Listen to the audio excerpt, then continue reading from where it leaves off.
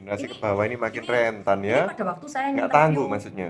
Iya, itu kan efek ya, jadi efek pada secara waktu saya Ripple rekrutmen, effect. pada waktu saya melakukan rekrutmen, ya itu seperti itu. Jadi dari sekolah lain, tapi saya nggak akan nyebutkan. Jadi Jangan. ya itu kan rentan.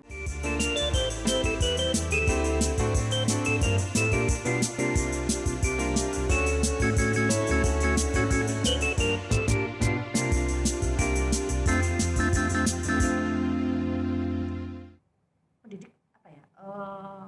Anak-anak itu untuk jadi yang pribadi-pribadi yang seperti sekarang ini. Minta dihormati. Ya minta dihargai, nggak mau disalahkan. Jangan marahin aku, jangan disiplin Iya, aku. Kamu tapi harus dia melindungi aku. tapi dia nggak menghargai orang lain. Dari mana kok Ya, nggak menghargai orang nggak lain? dua arah.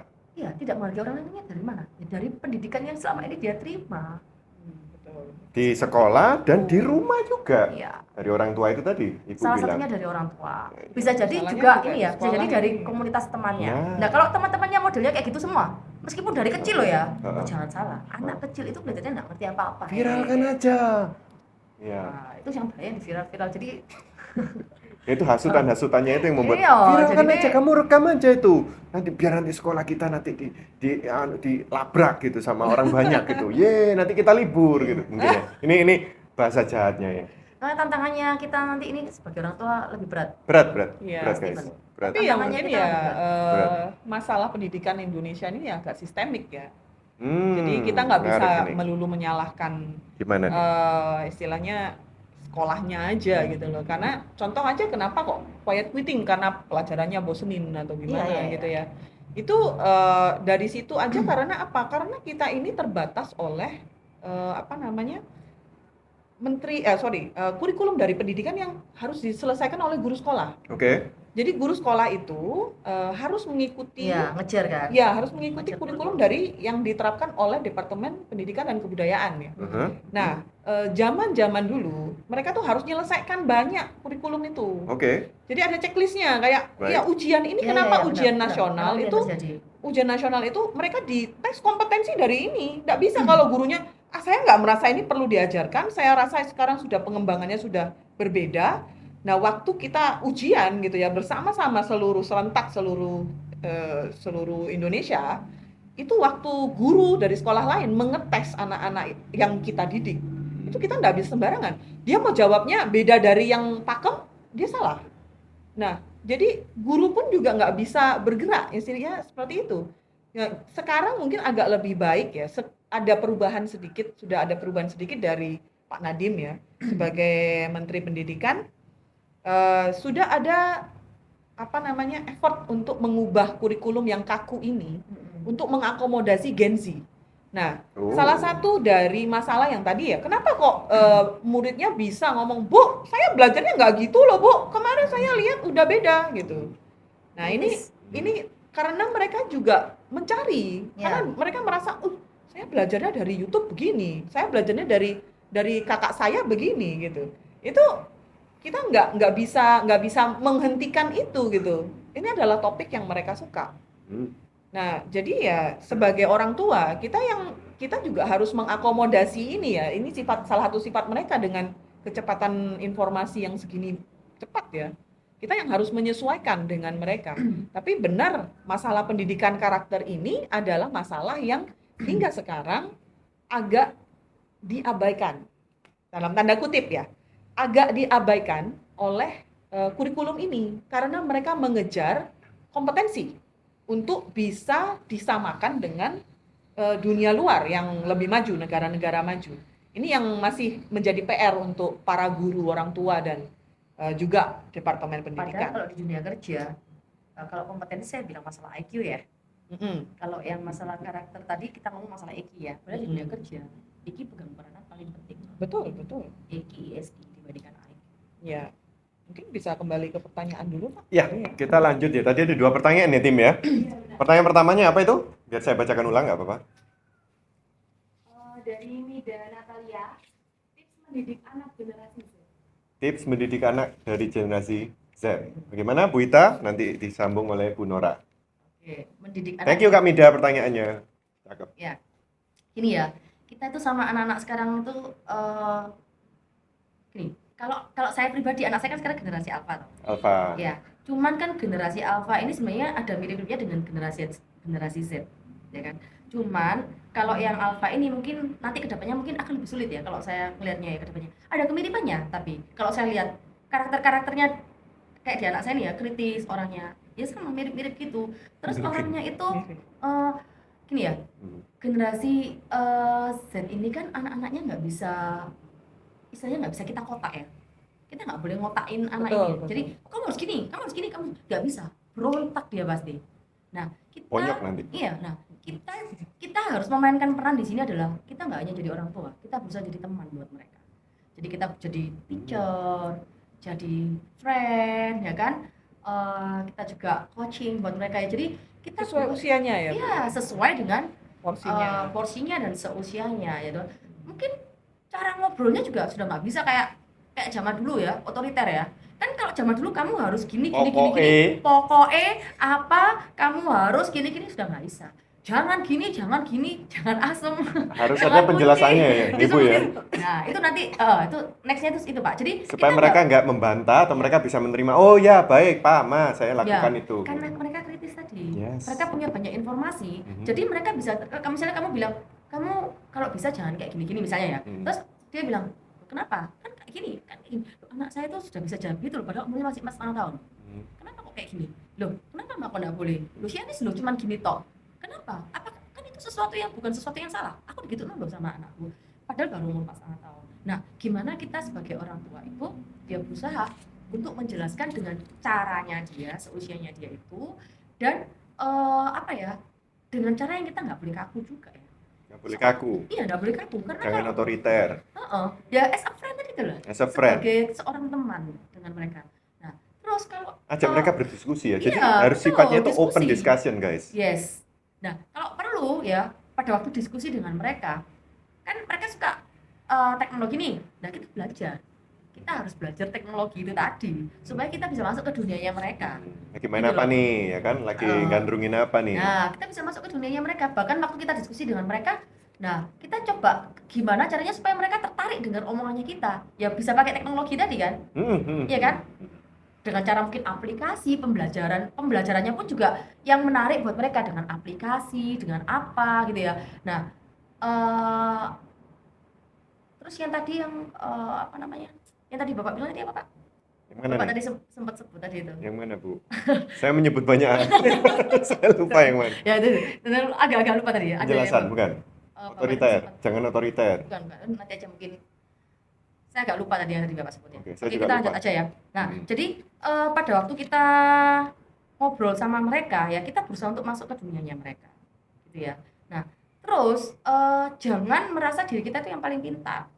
Kita sebagai orang tua kan merasa bahwa kita ini yang paling tahu karena usia kita, karena pengalaman kita. Belum tentu, guys. Belum tentu kan? Bisa Mungkin, jadi anak kita itu mungkin lebih adalah benar. sesuatu yang kita bawa dari orang tua atas kita. Betul, Yes. karena kebiasaannya kita terima selama ini Ingat kan bahwa gitu. kita Pokoknya orang tua mengcopy. selalu Iya. benar. Kita Iya. mengcopy. Waktu itu kan, Iya, zamannya kita itu betul. orang tua selalu benar. Ya. Kalau lu bantah orang tua, udah habis lu. Habis. Betul. Dan lagi Karma turun dari wah. Oh, jangan ngomong Lepas. karma. Oh, jangan ngomong karma, Bu, di Iya, sini, iya. Bu. duso, makanya nggak nurut ya gitu ya. Iya. Duso padahal nggak ada hubungannya sama duso misalnya kan. Waktu dan tempat berbeda. Ya, lanjut Bu. Lanjut. Silakan. Terus kita belajar untuk mau mendengarkan mereka. Ya, jadi harus jadi good listener. Iya, good listener buat mereka gitu loh Yes. ya. Nah, terus kalau misalnya kayak pulang sekolah atau apa gitu misalnya, kita tanya hari ini ya apa? Jadi kayak just ngobrol sama mereka. Kalau menurut saya luangkan waktu setiap harinya untuk ngobrol dengan mereka. Kalau enggak, mereka akan cari teman ngobrol yang lain yang membuat mereka nyaman. Dan kalau teman-temannya atau komunitasnya itu misalnya nggak bener, sudah kita susah tadi. Atau bahkan keep it to themselves. Nah, itu lebih bahaya lagi juga. Iya, betul. Karena ya itu tadi mereka kan berpikir yang aneh-aneh. Nah, overthinking akan terjadi di sini. salah satunya itu. Bahaya. Salah Itu satunya bahaya. itu. Oke. Dan overthinking kembali lagi bisa menyebabkan depresi. Yes. Kalau nggak di Ujung- manage dengan baik. Ujung-ujungnya selalu kembali ke mental health Iya, risk. heeh. Ya. Oke, Itu- Bu Nora. Itu salah satu itu tips dari saya sih. Sebenarnya banyak sih. Tapi Kita kasih kesempatan Bu Nora ya untuk memberikan pendapatnya. Gimana, Ya, Bu? Saya sih sebenarnya basically udah di cover sama kita hampir semuanya Tambahannya ya. mungkin. Mulai dari ya kita sebagai orang tua itu kita yang nggak boleh terlalu netepin standar ya, Hmm. istilahnya kita juga belajar untuk manage ekspektasi kita sebagai orang tua. Mhm. Kita manage ekspektasi kita. Jadi contoh ya, misalkan ya anak dikasih tugas. Mhm. Ini yang paling saya temui di murid-murid saya itu dikasih tugas untuk membuat prakarya. Mhm. Nah, kemudian prakaryanya simple mungkin ya, kayak stick es krim harus diwarnai, kemudian ditempel membentuk gambar sesuatu, jadi puzzle gitu ya. Ya. Nah, orang tuanya bilang, nggak bisa, kamu harus jejerin dulu lalu digambar, baru kamu bisa foto satu-satu. Diatur caranya kan? Diatur caranya. padahal Sementara mereka bilang, loh saya gambarnya satu stick es krim, satu gambar. Iya, itu benar. Kemudian True, nanti true. saya baru True gabungin banget gitu. Nah, banyak orang tua tuh bilang cara saya ya my way or the highway Iya, gitu. my way or Nah, get out of the ya house. get out of the house gitu ya. Nggak sadar Pak, aduh anaknya masih kecil Pak, kasihan Pak. Tahu. Saya Nah, bercanda. jadi kadang itu Dia orang suka yang tua ekstrim-ekstrim memang. ekstrim dia.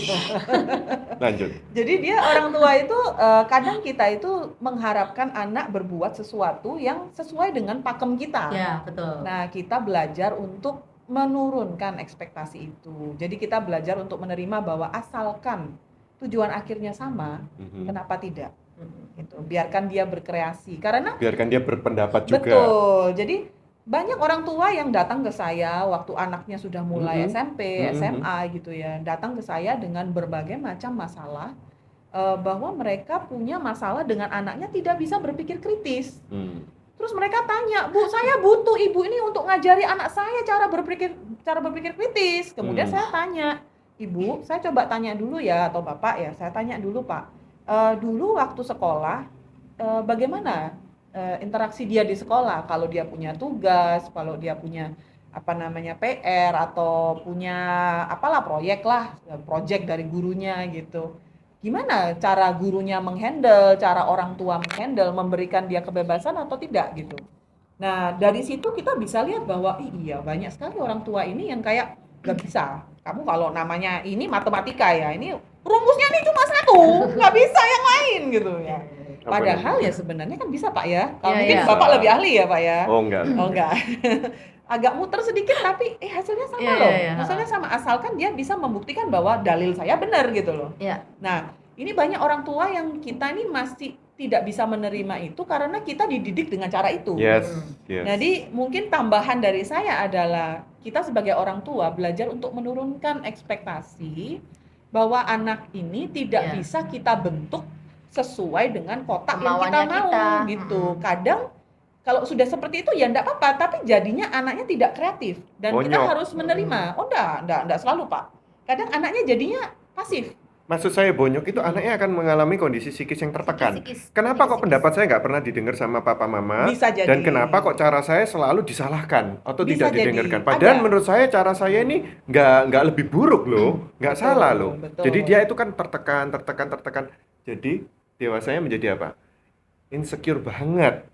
Karena dia ditekan dari masa kecil itu kamu tidak boleh berpendapat, nah kamu nggak boleh berkreasi, kamu nggak boleh berkarya. Pokoknya caranya mama begini, caranya papa begini. Nah itu bahaya. Nah, Itu salah maksud saya satunya. bonyok, maksud saya bonyok gitu gitu. ya, secara mental ya, Pak. Jadi ya. sayang kan strawberry yang Iya. bagus ini, ya kan? Karena ya itu tadi tempatnya ndak sesuai wadahnya, jadi bonyok lama-lama Nah, busuk. tapi lebih jauh lagi ya, Pak ya. Ya, ya, Efek yang lebih jauh lagi yang saya Yaitu? lihat itu adalah sebagai sebagai manusia, dia tidak bisa dan tidak berani mengambil keputusan sendiri. Iya, Dia ya. akan selalu menunggu. Indecisive. Tunggu Ya. papa saya bilang apa, mama saya bilang apa. Tunggu dulu. Nanti kalau saya bikinnya nggak sesuai dengan mereka mau, saya dimarahin. Nah, itu Jadi ini akan bahaya. terus sampai dewasa loh Bu. Jadi pemilihan karir, pemilihan jurusan mereka mau kuliah di mana itu sudah pemilihan jodoh kadang juga termasuk Tidak mandiri gitu. ya jadinya. Tidak bisa mandiri gitu. Jadi efeknya ini jangka panjang dan saya sudah melihat ini banyak Sangat di disayangkan. orang tua yang sharing dengan saya bahwa iya kenapa ya anak saya kok kayak gini ya Bu ya. Saya tuh maunya anak saya tuh bisa kreatif, berpikir mandiri ya. Saya tanyakan ya, Ibu bagaimana dengan komunikasi Ibu, Mhm. ekspektasi Ibu, bagaimana dengan keseringan Ibu menghabiskan waktu dengan anak Ibu walaupun sudah remaja ya. Mhm. Ya, itu pasti kelihatan dari sana. Tapi belum tentu tidak bisa diperbaiki ya. Tetap bisa asalkan orang tuanya mau berusaha. Intinya seperti itu. Itu salah satu yang saya tambahin juga. Nice. Kemudian Banyak sih, nggak salah satu tadi. salah satunya lagi, salah duanya ya. Heeh. Itu juga saya sangat menganjurkan ke orang tua untuk belajar menurunkan ego. Kita ini sebagai orang tua, karena kita dilatih dari atas kita ya, bahwa orang tua itu selalu benar gitu. Orang tua itu selalu benar, ya kalau aku udah ngomong itu sebenarnya yang terbaik buat kamu gitu ya. Saya mengerti ya sebagai hati orang tua tuh, saya mau kamu jadinya baik. Itu pasti. Tapi kadang itu ada ego kita juga yang berperan.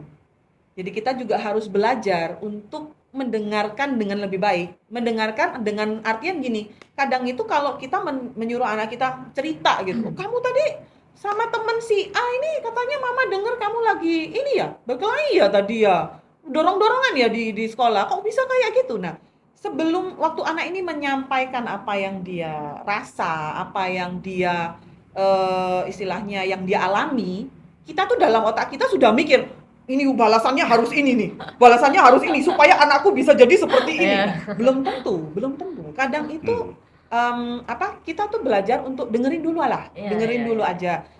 Ambil waktu untuk pause, jangan langsung keburu emosi karena aku digituin, nggak bisa, saya nggak terima sama orang tua itu, nggak bisa. Jadi kita ambil waktu untuk kita tenang, jedain dulu. Kemudian nanti kita nunggu anak kita ini gimana perasaannya dia.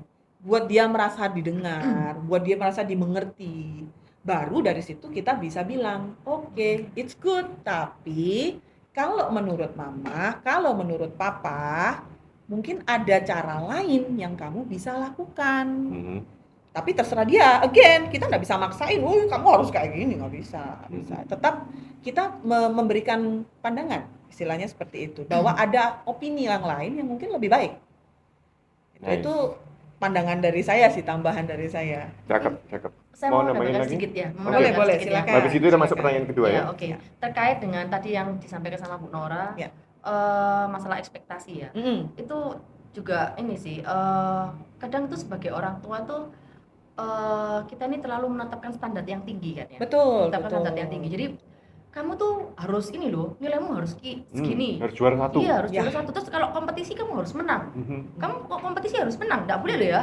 Terus sudah bayar mahal-mahal misalnya nggak menang, misalnya kayak gitu ya. Jadi anak itu disuruh kompetisi harus menang tuh gara-gara bayar mahal misalnya gitu. Waduh. Jadi apa ya? Padahal that's not the point mestinya. Ya. Makanya itu. Jadi anaknya itu dikasih standar tinggi tanpa melihat apakah anak ini suka nggak sih?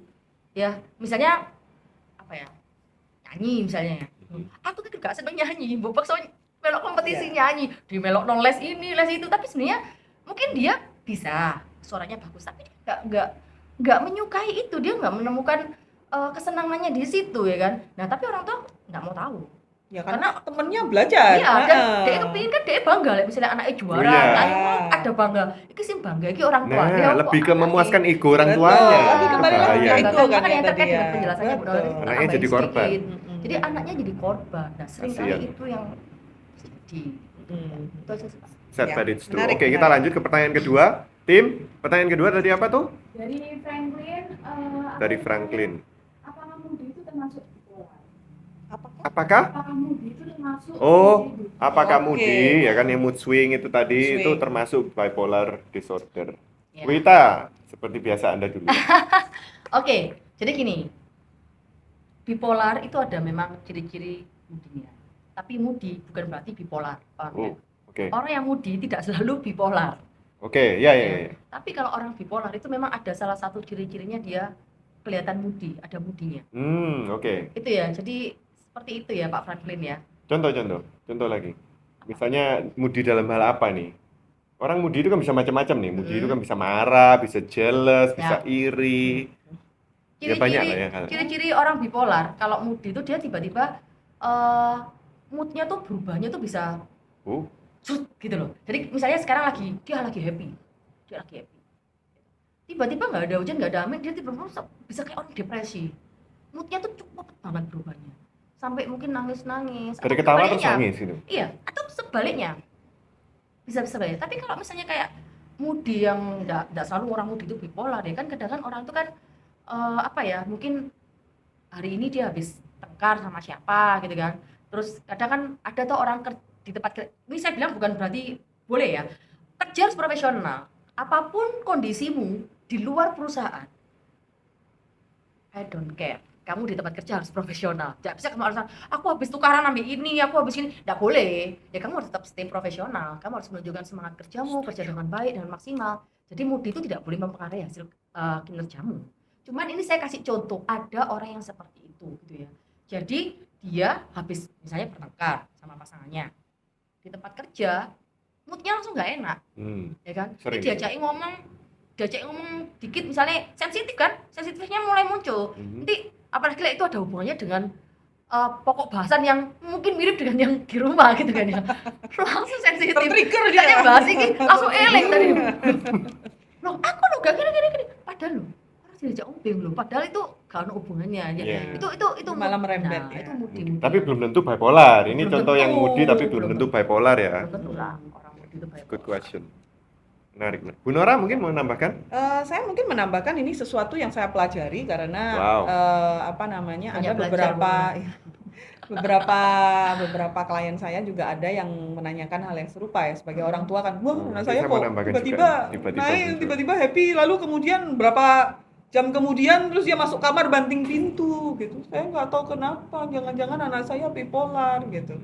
Ya, satu hal yang saya pelajari dari seorang psikolog yang bekerja dengan saya itu, dia bilang begini, Bu, enggak semua moody itu adalah bipolar ya, sesuai dengan tadi kata Bener ya udah ini jawabnya. karena ya ini sesuai dengan apa yang dipelajari oleh ibu Baru kita benar ya? gitu Baru ya. benar ya? Ya, saya mau konfirmasi. Jangan sensitif, Bu. Udah. Iya. Iya, kemudian Bercanda yang kok. satu titik lagi untuk bisa memastikan bahwa itu bipolar atau tidak, itu adalah durasi. Ini yang saya pelajari juga ya. Saya sendiri juga kaget gitu. Saya pikir, orang kalau misalnya hari ini dia happy, besok dia sad gitu, itu sudah bipolar gitu. Ternyata itu adalah ada durasinya, Pak. Dan biasa untuk orang bipolar itu durasi lebih lama. Dia bisa happy ya selama 7 hari berturut-turut. Ya. Kemudian 7 hari berikutnya dia down. Itu fasenya namanya manic dan depression. Waktu dia happy sekali itu dia manic. Itu fase manic itu wah dia bisa semuanya, itu dunia indah gitu istilahnya. Penuh dengan pelangi dan kupu-kupu gitu ya. Tidak ada hujan sama sekali gitu. Iya. Dan waktu itu dia bisa prestasi luar biasa, naiknya misalnya kerjanya jadi baik, terus kreativitasnya naik semua. Tapi kemudian waktu dia mengalami fase depression, itu dia jatuhnya itu luar biasa sampai bisa nggak mau bangun dari tempat tidur, udah nggak ada tenaga. Seperti itu. Tapi Mager. ada bukan mager. beda, Pak. Kalau mager itu Bukan mager. mager itu hanya sementara. Kayak kita memang Jadi malas psikisnya tuh benar-benar sampai ngefek ke fisiknya. gitu. Jadi Betul, benar-benar dia betul. lemes kayak nggak ada Tidak tenaga. bisa, tidak Psikisnya bisa. tuh menghantam. Bayangkan aja kalau Istilahnya Bapak apa? putus cinta gitu. Awal-awal pasti saya nggak mau keluar dari kamar. Kelihatannya gitu. nggak pernah kelihatannya. Jadi Oh, nggak tahu pernah rasanya ya. Oh iya, masuk akal. Terima kasih sudah menjadi juru bicara saya. Salah ya. Ya, jadi seperti Saya itu hargai ya. itu. Jadi untuk Pak Franklin ya, mungkin nggak selalu orang yang moody itu bisa dijudge bipolar, tapi bipolar ini hanya bisa didiagnosa secara profesional oleh Ya. psikolog. Intinya seperti Hmm. itu. Nah, tapi untuk kalau misalnya kita orang awam, kalau Ya, kita ya. lihat itu adalah fase manik dan depresi ini aja berapa lama gitu loh. Dan maniknya ini nggak turun-turun loh ya. Jadi bisa 2 minggu gitu atau 3 minggu, 1 bulan kadang. Kemudian fase depresinya ini yang gawat karena dia bisa nggak mau ngapa-ngapain. Benar-benar dia anjlok, benar-benar hancur, benar-benar. Bisa-bisa parahnya bisa sampai pingin bunuh diri juga ya. Pasti ada seperti itu, dia nilai Kadang no reason dirinya juga loh, jelek. ya. Nggak ada Dia reason. nggak ada Padahal nggak ada pemicunya, Pak. Jadi kalau kita ngomong, oh jangan-jangan karena dia dimarahin sama saya kemarin di tempat kerja terus dia turun jadi depresi. Enggak gitu. Diam-diam aja, lagi seneng gitu, project udah jalan gitu, semuanya lagi baik-baik saja, dia depresi. Nggak ada yang tahu kenapa. Iya. Karena bipolar ini adalah gangguan ini ya, kalau nggak salah gangguan kepribadian ya, Bu. Iya memang. Ya, salah satu gangguan Personality kepribadian. disorder. Betul. Ah. Jadi ini adalah terbentuk karena salah satu kalau nggak salah juga penyebabnya itu ada juga karena kimiawi di dalam Kimia. kimiawi di dalam kepala kita, otak kita itu tidak stabil. Hormonnya nggak stabil mungkin. Bukan hormon, Pak. Ini Oh, kimiawi Tapi di itu kalau neuron tingkatnya kita. sudah parah sekali ya. Itu bisa Harus- sampai halusinasi. Ya, Kalau bisa sudah dengan parah loh. dan harus diselesaikan dengan obat-obatan. Jadi Iya. ini udah ranahnya Segera psikiater. cari profesional guys kalau Ah. mengalami simptom. Jangan Pak, didiagnosa dulu, didiagnosa dulu. Caranya maksudnya mendiagnosa kan ke diagnosa itu profesional. Oh, betul. Jangan Betul. self diagnose loh. Betul, Ini bahaya loh. betul. Jangan Gen- self judging dirinya Nah, sendiri kan benar. Ini loh. kembali lagi ya Iya. ke Gen Z ini lebih banyak melakukan self diagnosis. Self-diagnose, Iya. betul, Padahal belum karena- tentu Anda itu seperti itu atau Anda bipolar atau apapun Iya, itu Anda iya, menjudge iya. diri Anda itu. Oleh karena itu saya ngomong seek out professional help. Benar. Banyak kok Saya professional setuju. help. Sekarang zaman nowadays ya keren loh Halodoc itu. Iya. Ini sorry ya, saya bukannya mau mempromosikan Halodoc. Betul itu. Hanya contoh. Oke, saya mau menambahkan nih, keren banget. Saya setuju dengan Bu Ita sama Bu Nora. Saya cuma menambahkan, apakah moody ini berkaitan dengan orang yang moody ya, bukan bipolar ya. Sekarang saya masuk ke moody. Orang yang moody ini apakah ada hubungannya dengan itu EQ, kematangan emosi. Jadi orang yang EQ-nya levelnya rendah, itu dia lebih condong banyak moodinya. Tapi kalau orang yang EQ-nya sudah tinggi, emotional quotient-nya itu dia tinggi banget, kematang emosinya, wah matang banget ya. Dia akan lebih jarang moody. Bukan aku ngomong nggak bisa moody ya, tapi dia akan mengalami less and less. Dia bisa mengontrol kan. Oh ini waktunya aku jangan marah. Itu dia bisa mengontrol dengan baik. Tapi kalau orang EQ-nya rendah, dikit-dikit marah men. Marah atau sedih. Jadi kan ya moody itu tadi kan gitu kan, moodnya kan dari Naik atas turun. ya. Tapi belum tentu dia bipolar, tapi dia cuman tidak bisa mengontrol dengan baik. Nah ini expertnya Bu Ita, sarjana psikolog dan pengalamannya di bidang HR dan bla bla bla, udah banyak lah. Kredibilitas beliau ini udah nggak bisa dipertanyakan Masa lagi. berlebihan, saya bukan expertnya. Belajar ya. Nggak apa-apa, kita Belajar. tetap menganggap beliau sebagai expert Iya. ya. Tolong dijawab. Karena di antara kita bertiga dia yang expert. Statementnya benar. Jadi ada hubungannya dengan EQ ya. Hmm. Jadi makanya kenapa tadi saya bilang saya sempat nyentil masalah IQ dan EQ ya. Deal. Itu sontek pak. Jadi Sama. sama ya, sama ya. Secara linguis memang sama. Oh, oke. Lanjut. Nggak penting lo ya. Terima kasih Bu Nora. Intermezzo. Ya, Penting maaf. loh. Ya, jadi jadi EQ itu sangat megang peranan penting ya. Gimana seseorang itu bisa berinteraksi dengan orang lain? Kalau dia nggak bisa memanage emosinya dengan baik, ya kan? Nah, seseorang yang bisa memanage emosinya dengan baik, dia bisa kontrol. Dia kan tahu nih, yang jadi kekurangannya dia ini apa nih secara emosi. Aku ini, misalnya nih, aku ini orangnya melo, gitu ya. Orang kalau melo itu kan sensitif banget kan ya.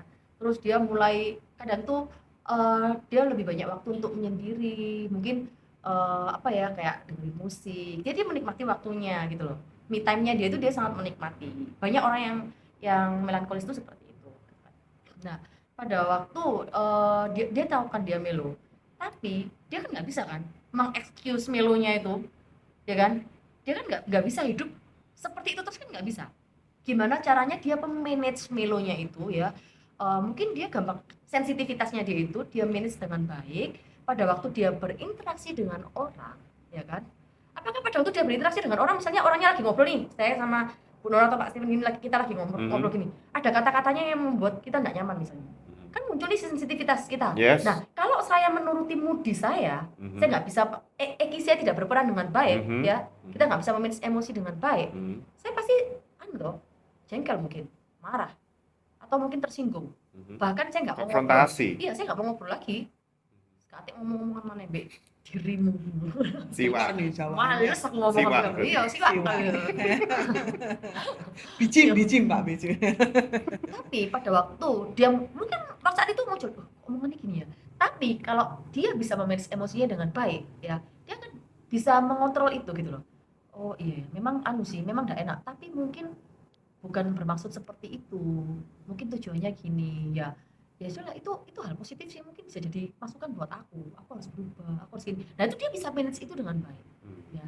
Pada waktu dia memanage itu dengan baik ya moodinya tidak akan terjadi, moodi itu tidak akan frontal keluar gitu, nanti akhirnya timbul action ya kan, tindakan, tidak akan sampai seperti itu. Tapi sometimes itu muncul lah kalau tidak berusaha untuk mulai belajar memanage hal seperti itu, susah, kita nggak bisa berinteraksi dengan orang karena orang moodi ini sebenarnya selain tidak membuat nyaman orang lain, sebenarnya tidak nyaman buat dirinya sendiri loh. Tersiksa nggak? Kamu kalau moody kamu tersiksa sendiri loh, benar nggak? Yes. Kamu pikiran-pikiranmu mengganggumu kan, perasaanmu kan tidak nyaman, itu menyiksa diri kan namanya. Buat apa gitu loh? Jadi tidak hanya menyiksa orang lain, tapi juga menyiksa diri sendiri. Nomor satu diri sendiri seharusnya. Nah orang lain mungkin tidak nyaman ya karena tindakan moodinya kita saat kita berinteraksi, kita kita berespon moody dan tindakan kita jadi tidak baik misalnya seperti itu. Nah jadi Dan itu menular loh. menular. Terkadang menular. Menular. Kalau saya lagi moodnya nggak baik, bisa Iya. nular loh ke sebelah-sebelah. Bisa Iya, nular. iya. Ini kok cemberut terus, aku ikut cemberut aja gitu. Oh, Ya, enggak, bukan gitu. bukan gitu Pak. Itu maksudnya nularnya Pak. Mungkin nularnya ke misalkan ya Bapak moodnya lagi nggak baik ya, karyawan berbuat salah. Atau jadi- saya ngajak Anda bertengkar gitu. Oh jangan Saya Pak, lagi pengen jangan. bertengkar. Aduh, wah, Ayo, jangan Pak, bertengkar. saya tidak berani Pak kalau Kenapa? itu Pak. Oh, di luar Kalah, aja ya? kalah. Bertengkar Di warung itu sebelah ya. Saya nggak ikut-ikut ya. Saya minta Iya, iya. damai aja. rame-rame juga nggak apa-apa bertengkarnya. Saya suka bisa aja Pak. Oke, Saya sip. suka. Peace, peace. Oke, Ya, Kita Kembali udah lanjut lagi tuh, tadi. udah lanjut tadi loh. Udah, belum cukup? selesai. Yang- Kalau- Ya tadi loh kamu bilang bukan seperti itu tadi loh. Oh ya, yang tadi sih katanya Iya, iya. bapaknya kan moodnya itu kan mempengaruhi orang kan, jadi menular, ya menular bukan berarti kalau misalkan ya kalau dalam dunia kerja ya kita ngomong dunia kerja ya atasan yang moodnya nggak bisa di manage dengan baik itu akan Bisa menurun. jadi toxic gitu guys. Iya, Yes. yang nggak selalu Pak, belum kadang belum Bisa Oh toxic. iya, jadi, belum ya, bisa belum. jadi, Tapi saya memang bisa bisa jadi. jadi, Dan yang betul. sesuatu yang toksik itu ya itu tadi, ciri khasnya adalah menular. Artinya banyak yang terpengaruhi. Betul, Karena betul. sifat Jadi Anda itu karyawan karena yang di emosi Anda yang bawahnya. kurang matang itu bisa menyebabkan orang-orang di sekeliling Anda untuk ikutan juga atau terseret Betul, dalam betul. arus toksik Anda itu. Tapi nggak bisa dipungkiri ya Pak ya, kita bicara soal emosi yang tidak matang ya. Iya, iya. Anak-anak yang kalau saya bicara dari sisi pendidikan ya, dari pengalaman saya, anak-anak yang moody itu kebanyakan orang tuanya tidak bisa mengontrol emosi dengan baik juga. Bisa Jadi mereka ya. melihat orang tua, enggak, maksudnya dalam artian normal ya Pak ya, Mhm. bukan karena dia autis atau ada Iya, iya, iya, ada sure, sesuatu iya. yang itu Ya orang tua adalah cerminan. betul. Jadi kadang orang tua juga belum bisa untuk memanage emosi mereka dengan Mhm. baik. Jadi anak ini melihat bahwa lo mama boleh marah, aku nggak Wajar boleh. itu. Mama marah-marah tadi, terus sekarang sayang-sayang aku kok nggak boleh gitu. Mhm. Itu kan pasti anak ini ada Tertanam di alam bahasa dari Ya, dia benar, sampai tumbuh tanpa besar. kita sadari dia meniru Yes. gitu. Dan kita terus heran loh, anakku kok moody ya, kok uyu. Ya ini, kadang kita tuh nggak sadar ke diri kita Karena sendiri. diri gitu. Memang. Ya itu sering terjadi. Itu sering terjadi. Jadi kita sendiri sebagai orang tua juga harus aware dengan mental condition kita juga gitu. Well noted, Bu Nora. Ya, itu- Perlu itu saya garis aja. bawahi yo Penting kesimpulannya ya. ini. Kesehatan mental tuh memang Kesehatan. Nah, perlu saya garis bawahi, sorry. Jadi emotional quotient atau kematangan emosi itu tidak ada kaitannya dengan usia ya. Oh. Jadi bisa jadi orang yang berusia 10 tahun, 17 tahun bisa lebih matang EQ-nya, emotional quotient-nya daripada orang yang sudah berusia 40 tahun atau 50 tahun. Jadi jangan pernah kita mengejudge, oh karena lu Gen Z, berarti kematangan emosi lu di bawah gua. Oh belum tentu. Belum tentu. Belum tentu loh. Belum tentu. Karena itu tadi banyak sekali faktor-faktor yang mempengaruhi perkembangan daripada kematangan emosi ini. Ya. Ya, it's Ya. related to personal development guys. Betul, Nah, itu betul. EQ. Alright. Ya. Oke, saya rasa udah cukup lama kita Iya. ngobrol bincang-bincang. Langsung kita masuk ke Banyak kesimpulan. loh, Pak, yang ternyata ya. masih Masih belum. banyak. Ini kalau mau diteruskan bisa loh dia Kalau harusnya. kalau nanti requestnya banyak, ini, kita bisa ini. lanjut ke sesi podcast berikutnya. Saya nih. malah ada ini tadi yang hubungannya dengan quiet quitting yang tidak Masih sempat banyak nih ini. note-nya. Iya, masih banyak note saya Masih tuh tebal. karena saya punya balasan dari Gen Z, Pak. Kenapa Oh. mereka melakukan quiet quitting? Menarik ini sebenarnya kalau dibahas. Jadi Wow. dari sisi Lanjut aja perusahaan yang jangan Pak, kalau durasi udah nggak bisa ya lanjut. Nggak apa-apa, Itu- durasi selalu bisa ditambah. Oh Kak. gitu. Itu di dunia kalau di tempat kerja saya juga bisa dapat feedback seperti itu pada waktu saya melakukan exit interview. Hmm. Jadi kan Ya. kita selalu melakukan exit Benar, interview. benar. Betul, betul. Jadi ini adalah pembelaan dari Gen Z. Ya bukan pembelaan ya, ini adalah konfirmasi dari Gen Z. Suara-suara dari hati kecil Betul. Gen Z. Kenapa mereka melakukan quiet quitting ini? Mhm. Itu sebenarnya bisa tadi dibahas untuk lebih menarik gitu. Mhm. Jadi kita punya pandangan dari Gen X gitu ya, dan Gen Hmm. X milenial, dan kita juga punya pandangan yang dari Gen Z juga, dari Gen Z untuk memvalidasi. Ini barusan Perasaannya menimbulkan ide di benak pikiran Oh saya iya, ini. silakan. Mungkin sesi berikutnya, mungkin apabila semua berkenan, kita bisa menghadirkan sosok Gen Z yang kita bisa lakukan tanya jawab. Betul, betul. Kita tuh Lebih berpikir- menarik Banyak ya. di Gen Z ini. Ya. Iya, tapi mereka-mereka yang di belakang kamera ini shy gitu. Iya. Shy? Iya, mereka Kamera lebih shy. memberikan ya waktu dan tempat kepada kita untuk berbicara. Iya, Mungkin iya. next time mereka berani tampil ya. Oke, gengs. Ya. Jadi kita langsung masuk aja ke kesimpulan. Oke, intinya kita ini sebagai generasi pendahulu, guys, generasi milenial, Gen Y. Kita tuh sangat amat sadar bahwa kita tuh ada masanya juga, masa kerja dan masa di dunia ini ya, di dunia apapun kita hidup ini.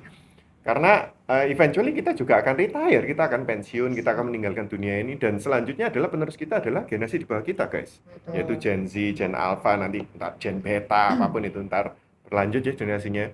So, kita sebagai generasi pendahulu sebaiknya kita itu kita memahami mereka dulu, kita memahami generasi penerus kita dengan ya ini yang kita lakukan di sesi podcast ini. Saya harap bermanfaat ya bagi teman-teman di luar sana, baik Anda sebagai generasi pendahulu, Anda menjadi generasi penerus, tapi itu harus kita keep mind supaya lingkungan bekerja atau lingkungan pergaulan kita itu selalu kondusif. Kita memahami, oh Anda Gen Z berarti Anda melek teknologi dan gini-gini. Dan kita harus ngasih wadahnya juga. Karena itu tadi, kalau kita misalnya memaksakan kehendak nih, zamannya kita bekerja guys, kita kan berhadapan dengan baby boomers nih. Atasan kita, waduh mereka sangat kotak-kotak banget loh. Mereka pokoknya do it my way or highway. Waduh itu sering banget saya gitu. Nggak Dan mau terkadang change, susah change. nah, mereka juga sangat reluctant sama change ya.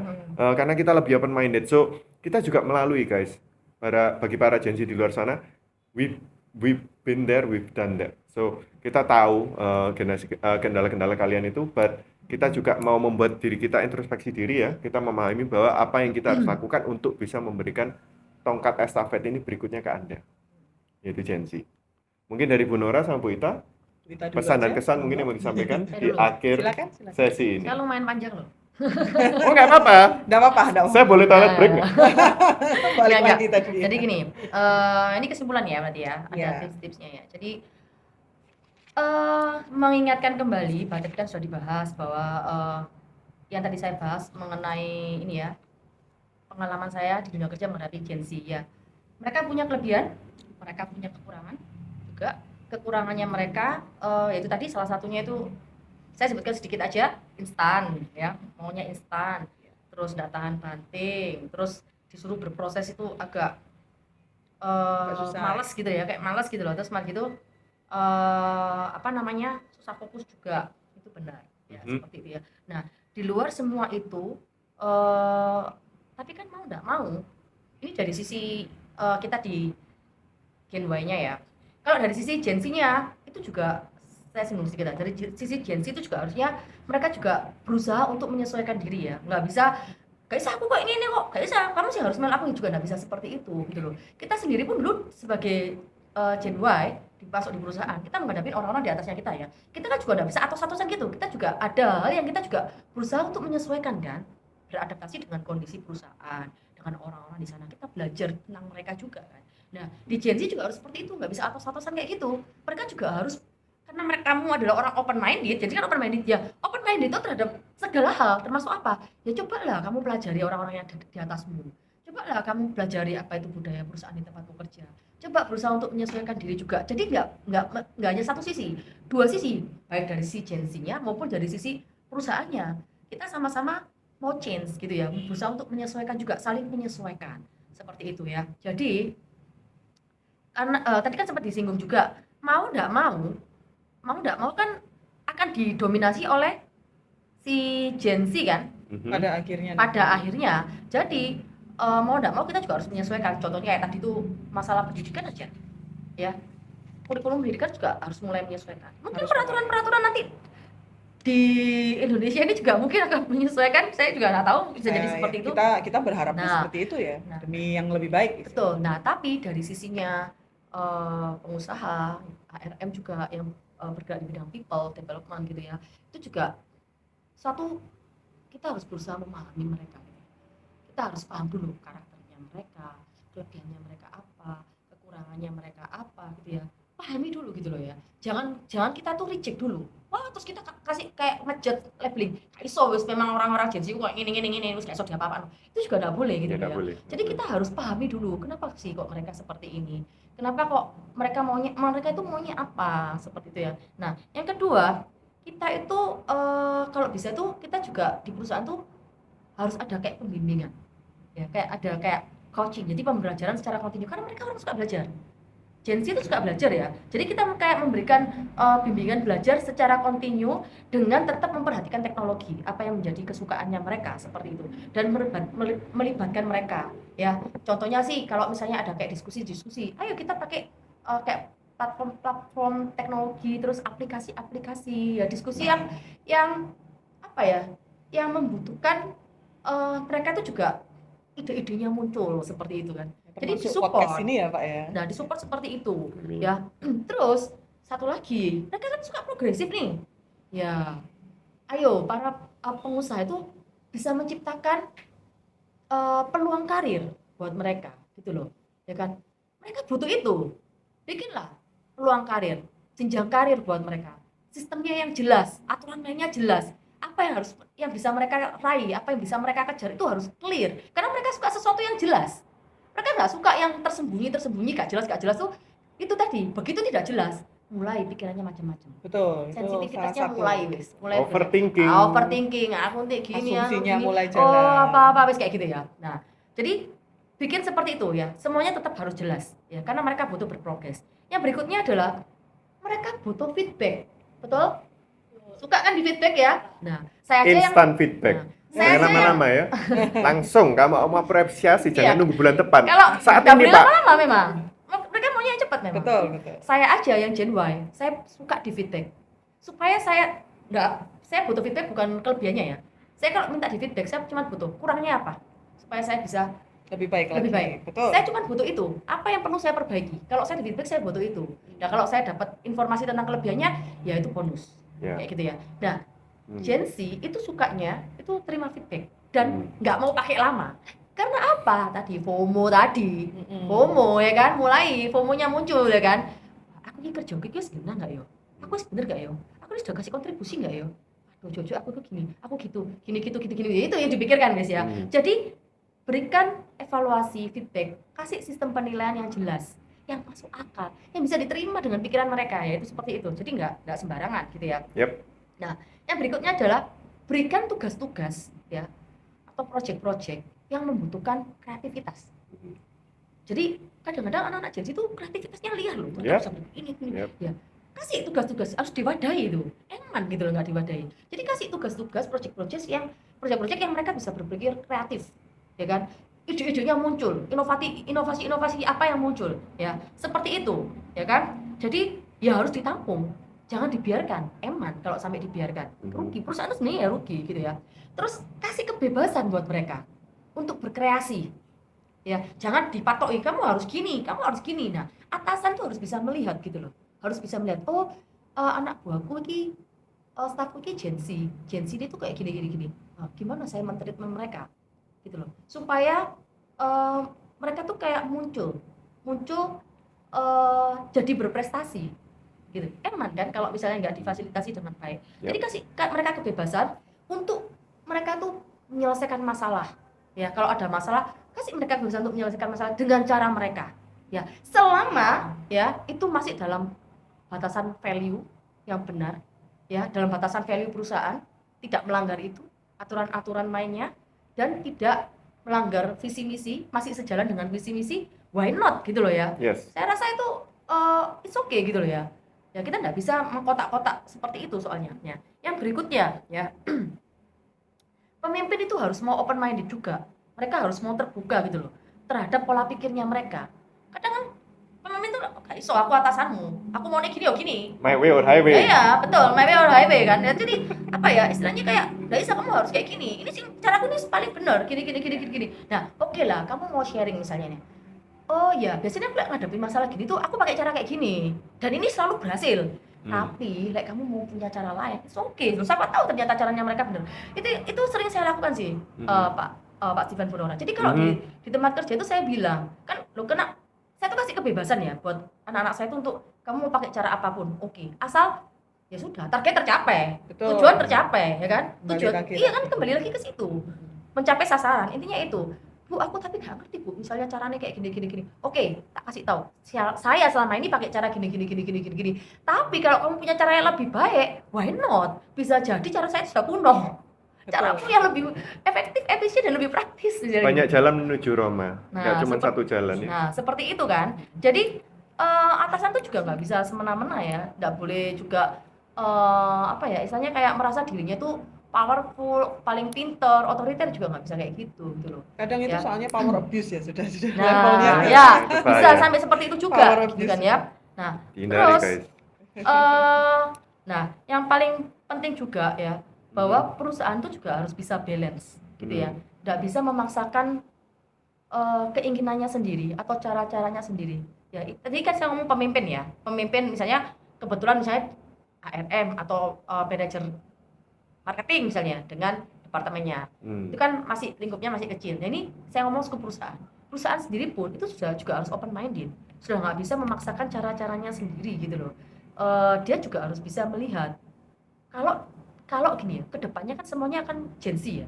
Kalau dia tetap menggunakan cara-cara yang lama, cara-cara yang kuno, dan tidak mau mulai open minded terhadap teknologi, ya, terhadap apa itu sekarang ini lagi apa sih yang happening, yang harusnya kita bisa ikutin. Nah, nggak mau seperti itu, ya lama-lama dia akan tertinggal. Punah. Iya, lama-lama kan akan hilang gitu loh. Jadi dia juga harus bisa menyesuaikan itu gitu loh dari perusahaannya. Dan dari Gen Z-nya juga harus bisa berusaha untuk menyesuaikan. Ya intinya value perusahaan tidak hilang.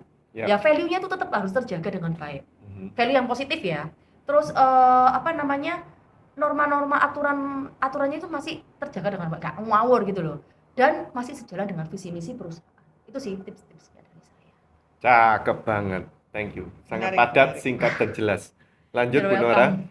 Ya, kalau saya sih ya sebagai seorang yang lebih banyak bergerak di bidang edukasi ya, saya mungkin lebih nitip pesan ke orang tua, kepada para guru, kemudian para pendidik. Kan tidak melulu harus guru sekolah ya, kadang karena di dalam jalur pekerjaan saya juga ada tutor-tutor yang menarik gitu. Maksudnya mereka juga bergerak tidak hanya dalam bekerja dengan istilahnya tujuannya untuk memandaikan anaknya, tetapi juga bergerak untuk memperbaiki psikologi mereka gitu dengan masalah fokus, dengan masalah ini, karena kan ini ada kaitannya dengan bagaimana mereka bisa menyerap pelajaran dengan baik gitu. Jadi dari saya sih untuk titipan ke orang tua ya tetap ya hampir sama mungkin ya dengan yang tadi kita sudah bahas sedikit, bagaimana mendidik anak-anak Gen Z ini. Tetap ya kita sebagai orang tua kita harus update ya. Bukan berarti kita tuh update dalam artian kita update untuk mengikuti tren demi mereka jadi tidak ketinggalan zaman. Kita juga harus sebagai orang tua, kita juga harus belajar untuk melihat ya, apakah tren ini itu sesuai dengan umur dia atau tidak. Dan jika tidak, kita harus segera menghentikan itu. Karena contoh ya banyak ada susupan ideologi-ideologi yang unik ya, yang kita bilang bukan jelek ya, unik ya, karena sekarang masanya sudah seperti itu.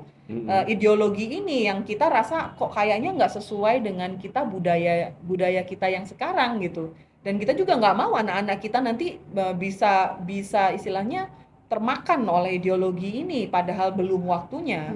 Nah, kita juga harus memproteksi anak-anak kita. Jadi kita tidak boleh sembarang FOMO. Kita tahu mereka FOMO, kita yang harus memberikan batasan. Tapi dengan penjelasan.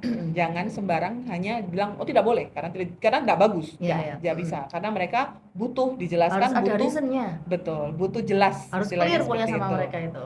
Betul. Dan saya juga titip tadi ke orang tua untuk kita belajar untuk menurunkan ego, kita belajar untuk mendengar anak-anak kita, perasaan mereka.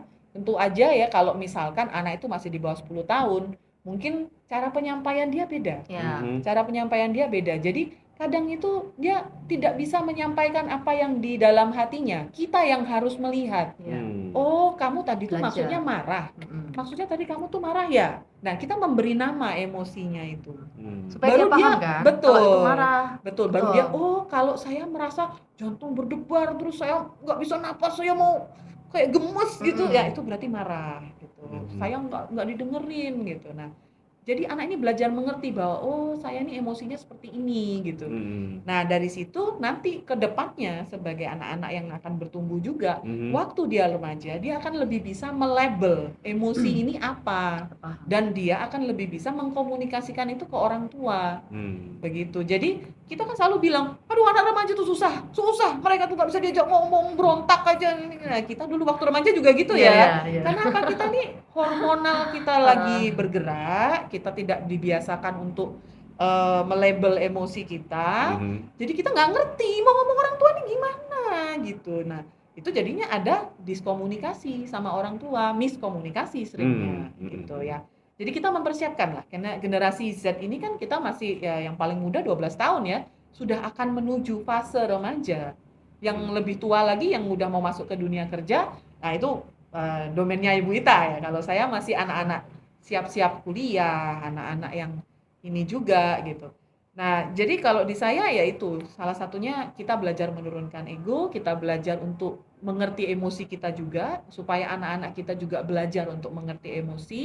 Kemudian yang tadi turunkan ekspektasi kita terhadap anak-anak, bahwa biarkan dia berkembang sesuai dengan apa yang arah yang dia hebat gitu istilahnya. Karena kadang kita nggak mengerti, mungkin anak ini hebatnya di seni, walaupun kita sebagai orang yang generasi lama ya, kita kan selalu bilang, aduh kamu pinter gambar, tapi gambar nggak bisa dapet duit nak, kasihan gitu. Loh, tapi sekarang banyak ya buktinya, banyak Banyak. desainer-desainer Iya. yang desainer Industri kreatif grafis, makin kemudian kenceng. ya betul industri kreatif karena mereka Gen Z semua gitu yang makin Gen Y juga ada, Bu. betul. Nggak menutup kemungkinan ya Pak ya. Nah, Karena kita mulainya belum di Gen pensiun Y. kok. Kita masih produktif kok. Betul, Ibu, ya. betul. Iyalah, jelas Nah, lah. itu Kan juga Pate. ya betul. Kalau gitu juga salah satu yang saya titipkan juga ke orang tua adalah kita belajar untuk merayakan progresnya dia. Excellent. Bukan dengan cara memuji, wah kamu hebat, bukan dengan cara itu. Ada cara lainnya kita untuk memacu dia untuk mengerti bahwa hey, I'm good. Gitu. Aku punya kepercayaan diri. Jadi kita membuat manusia yang self worth-nya itu tinggi. Dia bisa menghargai diri sendiri dan dia juga melihat potensi di orang lain. Dan ini paling susah sekali, paling susah. Saya nggak menutup kemungkinan ini gagal juga gitu ya. Tapi paling tidak kita mencoba. Yes. Kita mencoba. Ada satu langkah Harus yang kita diusahakan. lakukan. Bukan dengan memuji ya, ingat ya, tidak selalu dengan memuji. Karena Cuma memuji kan juga apa-apa tuh, Bu. boleh, salah Tapi nggak boleh satunya. berlebihan, kan? Betul. Semua yang berlebihan. Dan nggak boleh sering-sering juga. Ya, harus Iya. sesuai porsinya lah. Sesuai porsinya. Betul. Jadi kadang itu soalnya ada anak yang akhirnya tidak mau bergerak karena menunggu loh. Saya nggak dapat reward apa-apa nih Iya. dari mama, dari papa nggak dapat Iya. apa-apa. Nggak mau gitu. Saya nggak mau maju walaupun dia tahu dia bisa gitu. Malah disalah-salahin sama dia gitu. Supaya dapat reward. Betul. Jadi tujuannya malah reward gitu ya. Iya. Itu salah gitu juga. Nah, jadi Kita sedikit curcol ya di sini. Iya. Nggak apa-apa. karena kita Iya, belajarnya kenyataannya sistemnya seperti begitu. itu. Kita belajarnya sistemnya begitu. Jadi kita juga belajar bahwa kita merayakan progres bersama-sama. Wah hebat ya, adik bisa gini. Wah hebat ya, kokoh bisa gini gitu. Nah, itu menurut mama udah di umurnya kokoh, memang kokoh sudah harus bisa begini. Hebat banget kokoh gitu. Yuk bisa yuk kita ajari adik kita begini. Nah, nanti kita lihat wah ini generasi di bawah kita ini ya. Again saya bicara ideal ya, secara teori, tapi yang saya lihat dipraktekkan sehari-hari bahwa sedikit kata encouragement, sedikit kata pemberi semangat itu mengubah anak itu luar biasa. Kita bisa membuka potensi-potensi mereka yang kayak orang bilang, pikirannya kreatif banget nih anaknya, gimana ya kok bisa, orang tuanya mestinya hebat. Enggak, kadang itu hanya didengerin, diberi ruang untuk berkreasi gitu, diberi wadah untuk berkreasi. Kembali lagi ke situ. Ya itu aja sih dari saya. Cakep penjelasannya nih guys. Kelihatannya hal-hal yang simpel tadi yang disebutkan oleh Bu Nora, kita harus melakukan A, B, C, D, menurunkan ego, menurunkan ekspektasi. Itu kita paham ya guys ya, kalau itu nggak mudah. Betul. Right? Betul. Apalagi Pasti kalau nggak kita mudah. nggak terbiasa dengan melakukan itu, Ya. dengan pola didik kita dari generasi yang pendahulu kita. So it's not easy, but it's doable. Jadi everything starts with the baby steps ya, one Ya, step betul, at a time. betul. Tapi kalau kita nggak pernah mencoba untuk melakukan itu ya, itu tidak akan pernah Ya. bisa terrealisasi. Akan selalu yang terjadinya namanya generational gap. Betul. Dimana kita saling salah paham ya antara generasi yang sebelumnya sama penerusnya, itu selalu ada salah paham. Ini kenapa sih nggak memahami gua gitu. Nah, untuk di Arges sendiri, saya sebagai pelaku pemilik usaha di sini, Arges ini sudah berdiri sejak 10 tahun yang lalu. Di Arges sendiri populasinya Gen Y sama Gen Z itu bisa dibilang 70%. Jadi memang karena kita masih 10 tahun ya, dan kita sangat-sangat ya, saya sebagai business owner harus aware ya kalau Gen Z ini adalah ya salah satu main engine-nya daripada perusahaan saya ini, yaitu Arges. So that is why saya menekuni dunia ini meskipun saya tidak se-expert dua ladies di samping saya ini, dan perlu saya note. Selalu humble ya. Iya, selalu humble. Stay humble, Loh. cocok sama podcastnya. Stay humble. Thank you Bu Ita. Untuk teman-teman, oke, meskipun sesi kita berakhir, tapi teman-teman kalau mau konsultasi selanjutnya boleh nih. Oke, di bawah ini Bu Ita, Bu Junita bisa dikontak di sini. Ini Instagramnya beliau, dan ini nanti untuk Bu Nora bisa dihubungin di sini. Jadi kalau Bu Nora ini bisa langsung juga menangani case one on one ya. Jadi ada sesi konseling one on one. Beliau juga bisa visit ya Bu ya, Ya, on site betul. ya. Ya. Jadi nggak cuman diskusi atau konseling secara DM atau online. Nah, sedangkan kalau Bu Ita saat ini masih melayani online aja ya Bu ya, belum offline ya. Untuk konsultasi ginian, Sometimes ada sih. sometimes ya, Tapi, tergantung ya. Tergantung waktunya. Oke. Sometimes ada. Oke, sip. Jadi ada 2 pakar ini guys, dari bidang pendidikan dan bidang profesional. Cakep kombinasinya, dan kita wish generasi Z sukses ke depannya. Amin, karena itu masa depan kita semua. Congratulations to you guys, oke. Saya akhiri sesi podcast ini, dan terima kasih banyak atas waktunya Bu Thank you, Nora sama-sama. dan Thank Bu you. Ita. Kesempatannya. Waktu dan Thank you, kesempatannya. Thank thank you you so semua. much. Thank you sudah dibantu. Bye guys. Bye bye.